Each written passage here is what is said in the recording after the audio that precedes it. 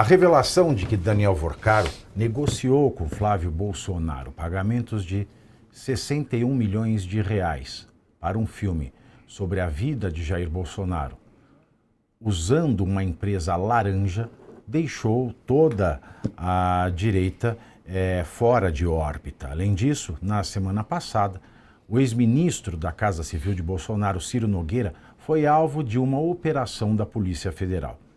Os dois episódios machucam a candidatura de Flávio Bolsonaro ao Planalto, reforçam o rótulo Bolsomaster que o PT criou para martelar durante a campanha e dão um respiro aos ministros do STF atingidos pelo escândalo. Mas isso tudo não garante que Lula terá sossego daqui para frente. Segundo o jornal O Globo, um experiente observador de Brasília disse que Vorcaro comprou todo mundo que estava à venda e que tinha irmãos e amigos de vida em todo o espectro ideológico e em todos os níveis hierárquicos que importam nos três poderes. E sobre o áudio vazado de Flávio, pelo menos 3 ministros do STF avaliam que, inicialmente, o episódio terá mais impacto político. Esses magistrados, contudo, não descartam as implicações criminais. Para um ministro do Supremo com bom trânsito no meio político, o material das conversas de Flávio e Vorcaro, divulgado até agora, indica que não haveria crime apenas no pedido de financiamento ao filme, mas que o material provocará estrago político para Flávio. Veja bem, não há, nessa troca de mensagens, indício criminal. Há, sim, um estrago político inegável, porque Vorcaro ele ficou radioativo. Agora, o que eu tenho visto muito de ontem para hoje é esse bando de deputado estadual e vereador sem o que fazer, no Brasil inteiro, que ficam publicando nas redes. Publiquei na PGR uma denúncia contra o Flávio Bolsonaro, pedindo a prisão dele. Eu acho que esse tipo de política que foi inaugurado no Brasil por uma molecada sem noção, que na falta de ter o que fazer, na falta de um trabalho, na falta de cinta, na falta de boleto, e querendo chegar ao noticiário de qualquer forma, começa a judicializar a crítica, entupindo nosso judiciário, que já é entupido e que responde porcamente às reais demandas da população. Esse estilo de fazer política que é muito daninho ao erário brasileiro e, é claro, a resolução dos problemas, se repetiu, é claro, nesse caso. Eu vi vereadorzinho e deputadozinho de esquerda, da direita limpinha, vindo assim, protocolei representação contra o Flávio Bolsonaro da PG. Eu acho que todo mundo dessa molecada devia responder por um belo crime de denunciação caluniosa. Primeiro, que eu só vou fazer um retrospecto aqui. Não há crime em pedir financiamento. Não há crime em receber doação. Ah, mas o valor era muito, dava para fazer 2 vezes o agente secreto e o Ainda Estou Aqui Junto. Dava. É estranho que um filme custe, né, sem um elenco de Anna Hathaway, Brad Pitt, Meryl Streep. É difícil que um filme custe, de fato, 24 milhões de dólares. É difícil de engolir. Mas não é crime. Não é crime gastar mal. Não é crime pagar mal. Não é crime pedir dinheiro para fazer um filme. Para ser crime, precisaria ter uma contrapartida, como teve no caso do Ciro Nogueira.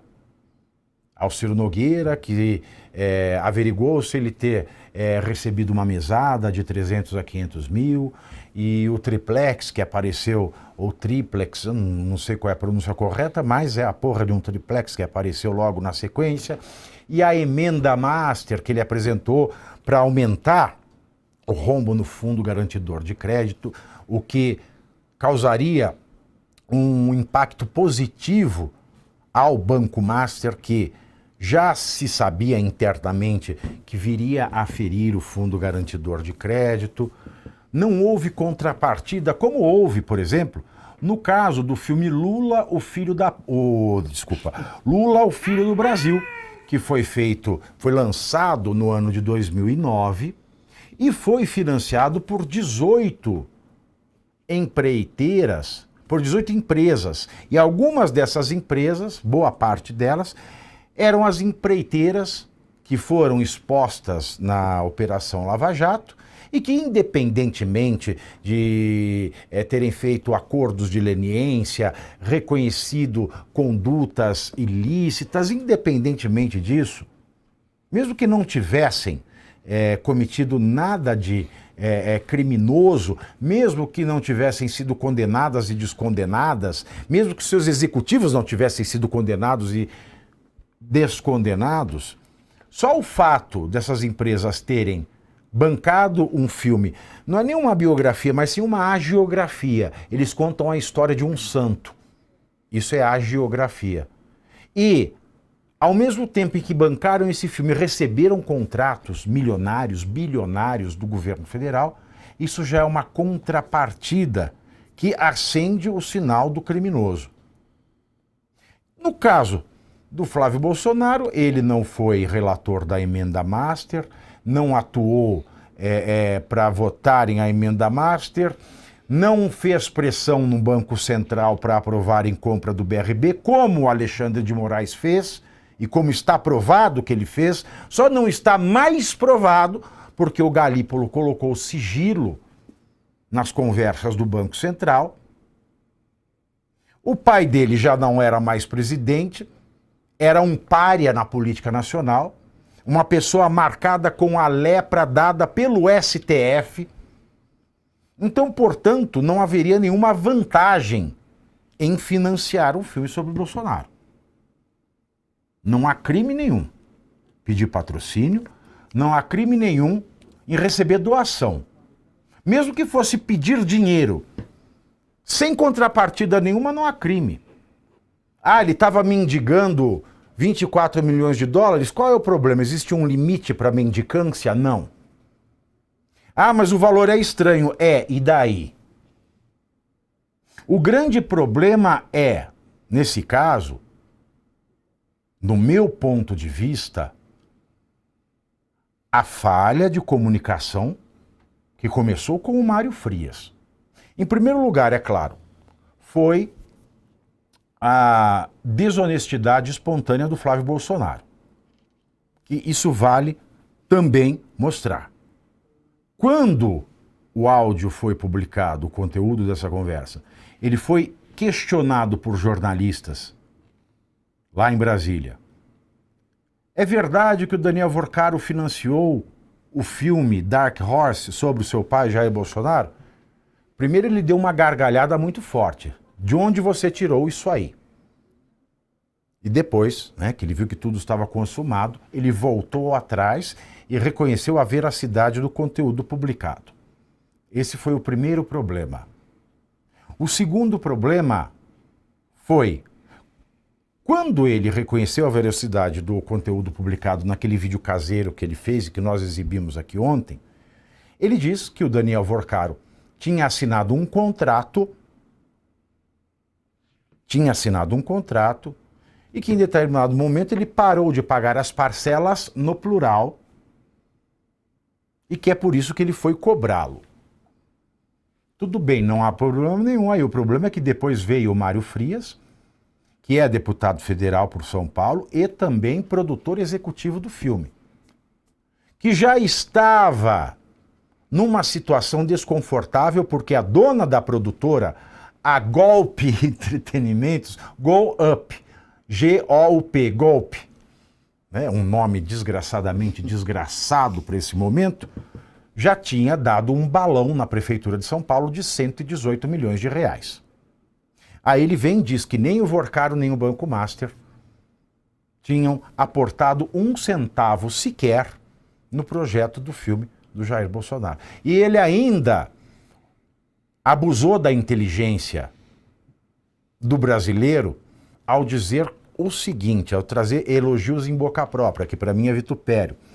Se eu, quando fui secretário nacional de Cultura, e geri bilhões da Lei Rouanet, nunca roubei, por que eu roubaria 2 milhões que foram declarados na Receita Federal de uma das empresas do Vorcaro, como diz a imprensa, para a produção do filme? Ora, ninguém tinha acusado ele de absolutamente nada. Ele se adiantou na acusação e na defesa de uma acusação que não tinha sido feita. Aí ele veio alegar honestidade dizendo que se ele não enriqueceu gerindo bilhões da Lei Rouanet... Opa, espera aí. Não existem bilhões a serem geridos da Lei Rouanet. A Lei Rouanet trata de renúncia fiscal. Então, não existem bilhões no caixa da Secretaria de Cultura. À época, não havia mais Ministério da Cultura, o Temer havia feito a reforma ministerial, e depois, ao final, no lugar do Ministério da Cultura, criou uma Secretaria de Cultura, o que foi mantido na estrutura do governo Jair Bolsonaro, e, certa feita, o Mário Frias passou a ser o secretário nacional de Cultura. Então, ele não tinha bilhões em caixa. A Lei Rouanet, ela entrega ao Ministério da Cultura o poder de autorizar ou não autorizar um projeto que vai, o projeto e não o Ministério da Cultura e não a Secretaria de Cultura, à época do Bolsonaro, fazer a arrecadação de dinheiro via renúncia fiscal. Portanto, não dava para ele se enriquecer com renúncia fiscal, porque não dá para meter a mão num dinheiro que não está disponível à Secretaria. Então, eu não aceito que desafiem a minha inteligência. E também não aceito que não se diga que não se recebeu um centavo de Daniel Vorcaro de Master. Porque se ele é o produtor executivo, e se ele tem uma relação próxima com a família Bolsonaro, e vamos combinar que 10 milhões e 600 mil dólares não é dinheiro de pinga para ninguém. 10 milhões e 600 mil dólares é dinheiro para um carvalho. Ninguém esquece quem doou 10,6 milhões de dólares. E também ficar jogando coisas. Ah, temos um diretor top de linha, temos um ator, o Jim Caviezel, top de linha. Ok, mas me fala o cachê deles. E ninguém falou em números. Esse foi o grande problema. Não jogar transparente com as pessoas. E essa informação desencontrada, e quando a informação é desencontrada, é óbvio que você abre margem para todo tipo de críticas e você fica exposto a essas críticas. Se o Jair Bolsonaro, num dos primeiros pronunciamentos que fez como presidente, citou o Evangelho de São João, que é: conhecereis a verdade vos libertará, sem jogar com a verdade, você vai estar preso ao fato desabonador desses áudios. E retomo aqui, depois de fazer essa recordação da pauta de ontem. Por falar em estrago